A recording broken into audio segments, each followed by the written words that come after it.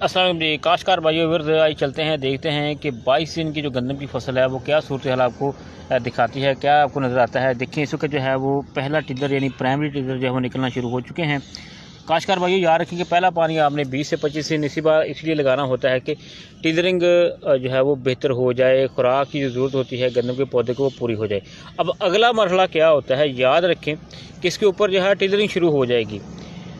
इस स्टेज के ऊपर जब पहला पानी लगता है तो जड़ी बूटियाँ जो देखें तेज़ी से बढ़ोतरी करती हैं, तो कोशिश करें कि इस स्टेज के ऊपर जो है आपकी फसल के ऊपर जो है दबाव किसी किस्म का ना आए, स्ट्रेस ना आए, क्योंकि तेज़ी के साथ टिलरिंग होनी है। याद रखें कि जड़ी बूटियों को कंट्रोल करने की फौरी तौर पर आप जो है वो तैयारी करें।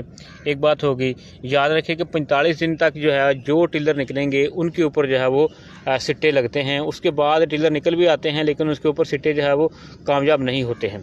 एक बात हो गई, तो जड़ी बूटियों का गाँव बड़ी तेज़ी से होता है, लिहाजा उससे लाजमी कंट्रोल करें। ख़ास तौर पर चौड़े पत्ते वाली जड़ी बूटियाँ जो है वो नुकसान करती हैं, क्योंकि इसके बाद अगला मरहला जो है ना वो नालियाँ बनने का है, नोड्स बनने का है। तो इसलिए कोशिश करें कि इस मरहले के ऊपर जो है आप अपनी फसल को जो है वो स्ट्रेस से बचाए रखें और टिलरिंग का अमल जो है वो खुश सरूबी से होने दें, ताकि जितने टिलर बनेंगे उतने सिट्टे बनेंगे और जितने सिट्टे बनेंगे उसी हिसाब से जो है वो आपकी पैदावार में इजाफा होगा। तो लिहाजा ये वो स्टेज है जिसके ऊपर आपने इसकी बहुत ख़ास केयर करनी है। शुक्रिया।